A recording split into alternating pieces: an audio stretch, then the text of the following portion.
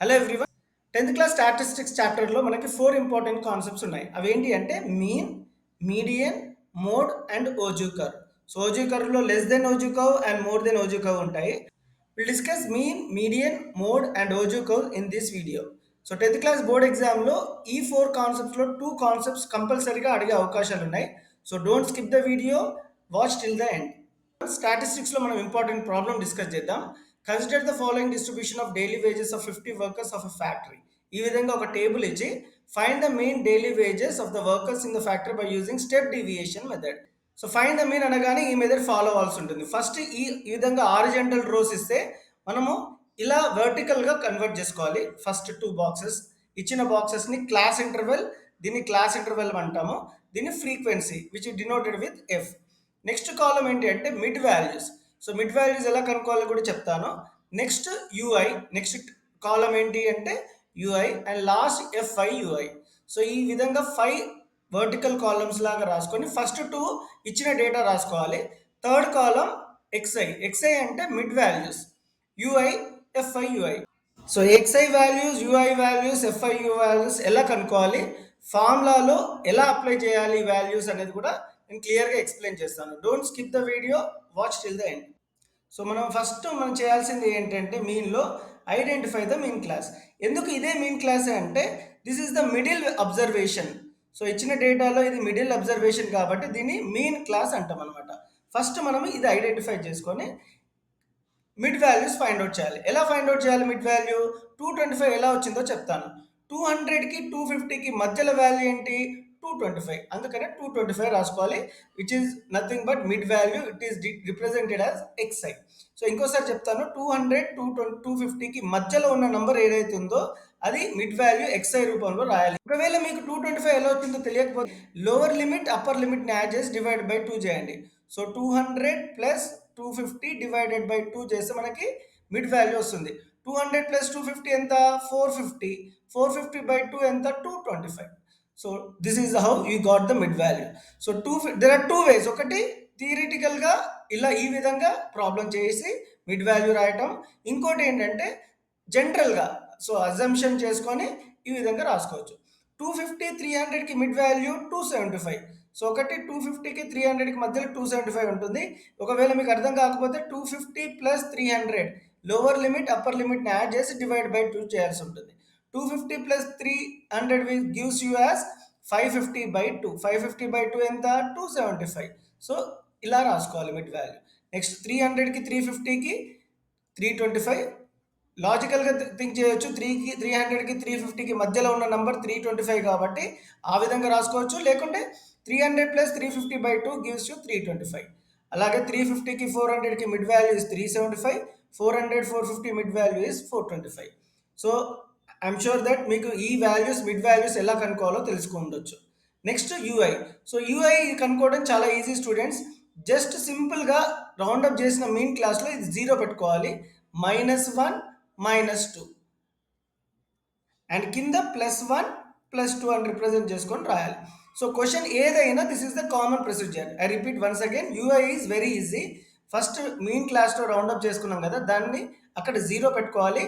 పైన negative numbers -1, -2. ఎందుకు అంటే ఇక్కడ 300 కంటే చిన్నగా ఉన్నాయి నంబర్స్. 250, 200 డిక్రీజ్ అవుతున్నాయి కాబట్టి ఈ వాల్యూస్ని కూడా డిక్రీజ్ చేసుకుంటూ వెళ్ళాలి. సో -1, -2.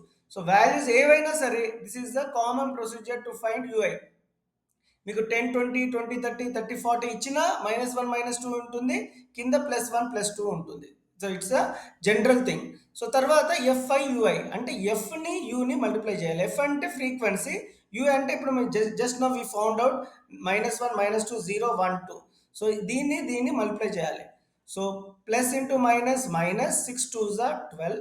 So +8 -1 is -8. ఎందుకంటే plus into minus minus, 8 1s are 8. 14 into 0 is 0. ఇక్కడ మాత్రం మీన్ క్లాస్లో ఎఫ్ఐయుఐ 0 ఉంటుంది, ఎందుకంటే any number multiplied with 0 is 0. So 10 1s are 10, 12 2s are 24. సో ఈ విధంగా బాక్స్ వచ్చాక you have to add the frequencies. So ఇవన్నీ ఫ్రీక్వెన్సీని యాడ్ చేస్తే మనకి 50 వచ్చింది. And you have to add the f i u i. ఎలా యాడ్ చేయాలో చెప్తాను. 14 ఎలా వచ్చిందో చెప్తాను, మీకు బాగా వినండి. సో -12, -8 ఈ రెండు నెగిటివ్ ఉంటే మ్యాథ్స్లో you have to add. -12 -8 is -20. Add చేసినా మనకి సింబల్ మాత్రం నెగిటివ్ పెట్టుకోవాలి. And you have to add the plus numbers. 10 + 24 is 34. So ఒకటి +34, ఒకటి -20. సో ఒక పాజిటివ్ నంబర్, నెగిటివ్ నంబర్ ఉంటే మనము మ్యాథ్స్లో సబ్ట్రాక్ట్ చేయాలి. 34లో నుంచి 20 పోతే 14. And you have to keep the bigger number symbol. Bigger number symbol ఏంటి ఇక్కడ? ప్లస్. ఒకవేళ బిగ్గర్ నంబర్ సింబల్ మైనస్ ఉంటే ఇక్కడ మైనస్ రాయాల్సి ఉంటుంది. ఇక్కడ 34 ఈజ్ బిగ్గర్ దెన్ 20 కాబట్టి you have to keep +14 or general 14. So this is the first stage of doing mean. So first stage ఏంటి అంటే 5 బాక్సెస్ వేసుకొని F I sigma f i U I find out చేసుకోవాలి. దెన్ నెక్స్ట్ స్టెప్ ఏంటి అంటే formula use చేసి ఈ వాల్యూస్ని ఫార్ములాలో రిప్లేస్ చేసి ఆన్సర్ కనుక్కోవాలి. సో ఒకసారి మనం టేబుల్ వేసుకున్నాక we have to use the formula for mean. Mean formula ఏంటి అంటే A plus sigma f i u i by sigma f i into h. A అంటే మనము మీన్ క్లాస్లో ఏదైతే మిడ్ వాల్యూ ఉందో మీన్ క్లాస్లో ఉన్న మాత్రమే మిడ్ వాల్యూని ఏ అని రిప్రజెంట్ చేయాలి. సో సిగ్మా ఎఫ్ఐ యూఐ అంటే 14. ఎలా కనుక్కోవాలో మనం ఇంతకుముందే చూసుకున్నాము. సో సిగ్మా ఎఫ్ఐ అంటే ఈ value. So sum of all the frequencies is sigma F I. H అంటే క్లాస్ విడ్త్, అంటే 300కి 350కి ఉన్న డిఫరెన్స్ ఎంత? 50. So H is 50. మనం ఈ వాల్యూస్ని ఇక్కడ ఫార్ములాలో రిప్లేస్ చేద్దాం. ఏ అంటే 325 ప్లస్ సిగ్మా ఎఫ్ఐ యూఐ ఎంత? 14 divided by sigma F I is 50. H అంటే డిఫరెన్స్ బిట్వీన్ 300 అండ్ 350. 300కి 350 డిఫరెన్స్ ఎంత? 50. సో మనము ఈ 50 క్యాన్సిల్ చేయాల్సి ఉంటుంది. So 325 plus 14 gives you 339. So మన ఆన్సర్ కరెక్టా లేదా కనుక్కోవాలి అంటే ఈ answer 339 should lies between 300 and 350. 300 350కి మధ్యలో ఉంటే ఆన్సర్ అది కరెక్ట్, లేకుంటే మనం ఇంకోసారి క్యాలిక్యులేషన్ చూసుకోవాల్సి ఉంటుంది. So this is one of the important question in statistics. ఇది స్టాటిస్టిక్స్లోనే కాదు, మ్యాథ్స్లోనే one of the important question. So long ఆన్సర్లో 6 మార్క్స్కి వచ్చే అవకాశాలు చాలా ఉన్నాయి. స్టాటిస్టిక్స్లో మీడియన్ ఎలా కనుక్కోవాలో చూద్దాం. సో ఈ విధంగా సిచ్యువేషన్ బట్టి ఒక క్వశ్చన్ అడగడం జరుగుతుంది. Weighting kgs, number of students. ఏదైనా situation we have to take this one as class interval and number of students as frequency. So ఇలా 2 బాక్సెస్ హారిజెంటల్గా ఇస్తే మనము 3 బాక్సెస్ వర్టికల్గా రాసుకోవాల్సి ఉంటుంది మీడియన్ కనుక్కోవాలంటే. First one will be class interval, second one will be frequency, and third column మనం extra రాసుకోవాల్సి ఉంటుంది. First 2 columns క్వశ్చన్లోనే ఇస్తాడు, థర్డ్ కాలం మాత్రం ఎల్సిఎఫ్ అంటే లెస్ దెన్ క్యూములేటివ్ ఫ్రీక్వెన్సీ కనుక్కోవాలి. లెస్ దెన్ క్యూములేటివ్ ఫ్రీక్వెన్సీ కాలం ఎలా కనుక్కోవాలో చెప్తాను. సో ఫస్ట్ ఫ్రీక్వెన్సీ ఏదైతే ఉందో 2 అదే విధంగా రాసుకోవాల్సి ఉంటుంది ఎల్సిఎఫ్ కాలంలో. So 2 + 3 gives you 5. సో ఈ రెండింటిని యాడ్ చేసి ఇక్కడ రాయాల్సి ఉంటుంది. 2 + 3 5 + 3 ఈజ్ 13. ఇక్కడ ఈ విధంగా రాసుకోవాల్సి ఉంటుంది. 2 + 3 + 8 13 + 6 is 19. So 19 + 6 is 25. 25 + 3 is 28. 28 + 2 is 30. So మీడియన్కి this is the common procedure. You have to keep on adding the frequencies and ఫైనల్గా ఏదైతే ఉందో దాన్ని ఎన్ అంటాం అనమాట. సో ఎన్ అంటే టోటల్ నెంబర్ ఆఫ్ ఫ్రీక్వెన్సీ. ఒకసారి మనం ఎల్సిఎఫ్ ఫైండ్ అవుట్ చేశాక we have to use n/2. This is very very important. So ఇమీడియట్గా టేబుల్ అయిపోయాక నెక్స్ట్ ప్రొసీజర్ n/2 చేసుకోవాలి.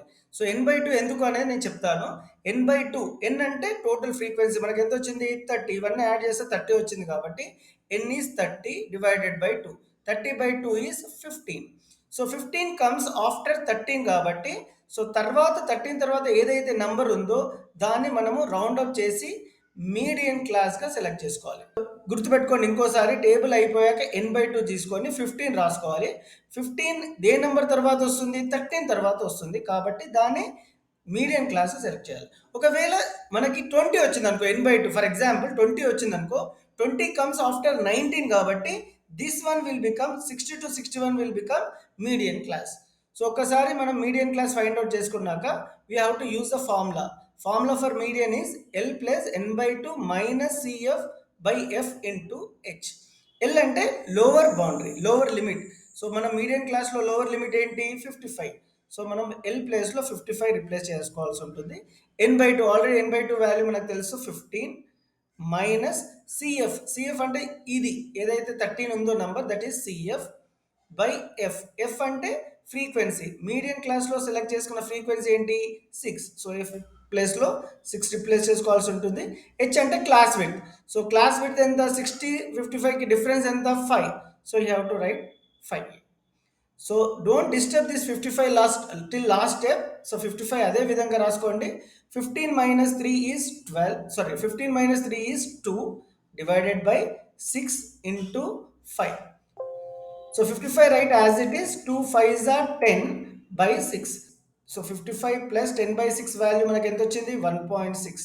So 55 plus 1.6 is 56.6. చాలా మంది స్టూడెంట్స్ రాంగ్ చేసుకుంటారు. They will do the calculation like this 1.6, so 11, so 77.1 రాసుకుంటారు. It is wrong. ఎందుకంటే 55 is a number with decimal 0 and 1.6 you have to represent like as it is. So 56.6 is the answer. So మన answer it should lie between the median class width. 55 to 60 మధ్యలో ఉంది కాబట్టి 56.6 our answer is correct. ఒకవేళ మన answer 55 to 60 మధ్య లేకుంటే మనం ఇంకోసారి క్యాలిక్యులేషన్ చూసుకోవాల్సి ఉంటుంది. So this is how we have to find the median. Statistic చాప్టర్లో మోడ్ని ఎలా కనుక్కోవాలో చూద్దాం. సో ఈ విధంగా బాక్స్ ఇస్తాడు హారిజెంటల్ కాలంలో. మనం వెర్టికల్ కాలంలో 2 బాక్సెస్ ఈ విధంగా రాసుకోవాలి. Class interval, frequency. ఇచ్చిన డేటాని ఇలా వేసుకున్నాక ఫస్ట్ స్టెప్ ఏంటంటే హైయెస్ట్ ఫ్రీక్వెన్సీని ఫైండ్ అవుట్ చేయాలి. సో 7, 2, 14, 10, 2, 3, 2లో హైయెస్ట్ ఫ్రీక్వెన్సీ 14 కాబట్టి దాన్ని మోడల్ క్లాస్గా సెలెక్ట్ చేసుకొని F1తో డినోట్ చేయాలి students. That is the first important step in mode. So పైన ఫ్రీక్వెన్సీని F0, కింద ఫ్రీక్వెన్సీని F2తో డినోట్ చేసి మనము ఫార్ములా రాసుకోవాలి.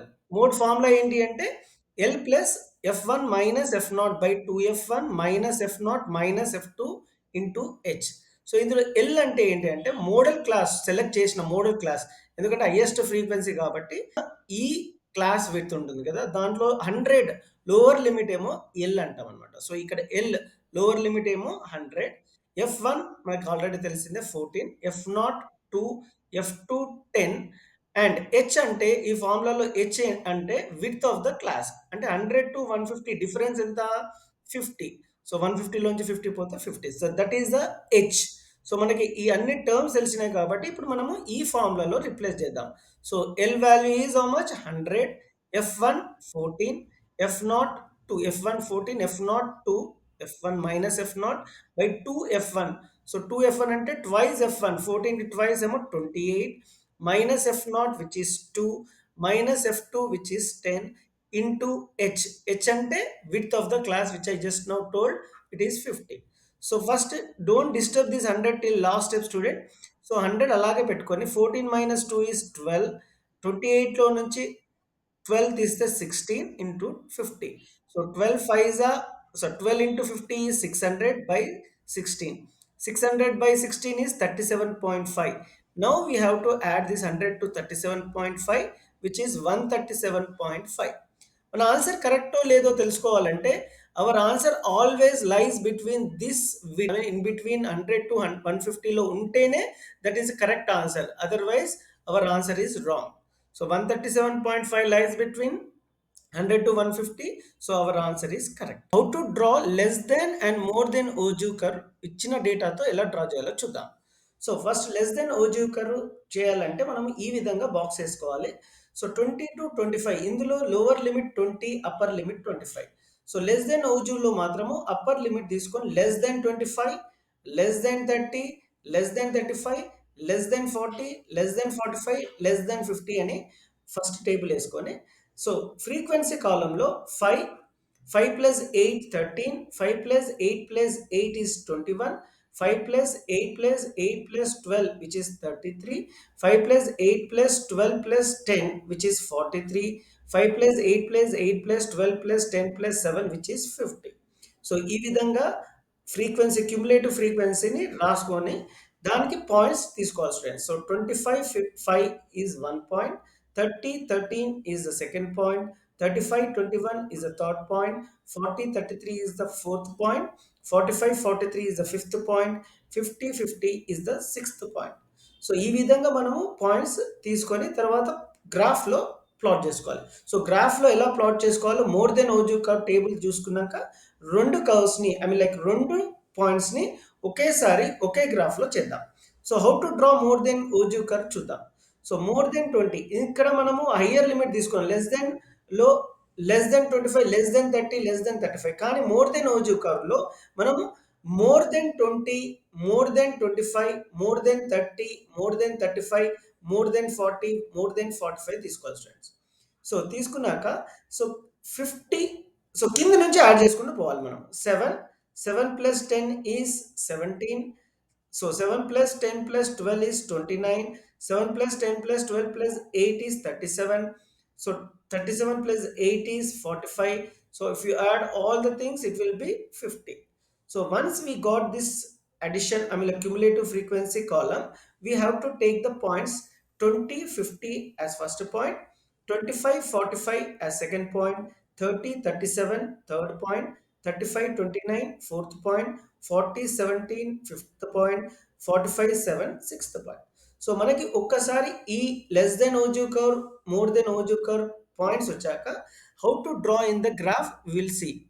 సో ఎక్స్ యాక్సిస్లో మనకి ఎప్పుడు క్లాస్ ఇంటర్వెల్ అండ్ వై యాక్సిస్లో మనకి ఎప్పుడు క్యుములేటివ్ ఫ్రీక్వెన్సీ కర్వ్ ఉండాలి. So this is the first step. So 25 first మనము less than ogive curve draw చేద్దాం. 25 5 ఎక్స్ యాక్సిస్లో 25, వై యాక్సిస్లో 5 డినోట్ చేయాలి. సో ఎక్స్ యాక్సిస్లో 25 ఇక్కడ, వై యాక్సిస్లో 5, the intersection of 25 and 5 we have to plot. So 30, 13. So x-axis లో 30, y-axis లో 13. After 10, 3 points, దాన్ని మనం 30, 13 అంటాం అనమాట. So 35, 21 we will plot here. 40, 33 here. And 45, 43, 45 అంటే 40కి 50కి మధ్యలో ఉన్నది 45, 45, 43, 43 అంటే 40 పైన 3 లైన్స్ ఉన్నాయి 43, and 50, 50 x axis is 50, y axis is 50. So once we plot the points, we have to join them with your free hands. Don't use the scale, students. So this is less than Ojo curve. So less than Ojo curve. So now we will draw more than Ojo curve with the given points. So 20, 50. So 20, 50 low 20 is x and 50 is y axis. So 20 is x, 50 is y. So the point lies here. 25, 45 అంటే 25 లో x, 45 లో y denote చేసి ఈ విధంగా plot చేసుకోవాలి. 30, 37, 30, 37 అంటే 30 పైన 7 lines ఉంది. సో 35, 29, 35, 29 అంటే 30కి కింద ఉంది. 40, 17, 40 x axis, 17 is y axis. 45, 7. So 45, 7 lies here. So once after drawing this, we have to join all the points using the free hand.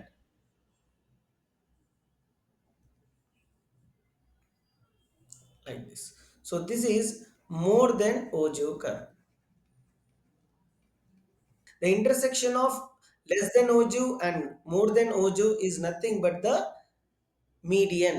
So median is lies at 36.6. So 36.6 దగ్గర ఈ graph లో మనకు కనిపిస్తుంది కాబట్టి so median is 36.6. Now we will check whether this is correct with the formula method or not. We will check. So formula మెథడ్లో మనకు formula తెలుసు, medium formula L plus n/2 minus CF by F into H. So ఒకసారి values replace చేశాక median formula మెథడ్లో కూడా 36.6 వచ్చింది. So formula method we got same answer, and also graphical method, I mean like intersection of less than ogive and more than ogive also 36.6. This is how we have to draw less than Oju curve and greater than, that is more than Oju curve, students.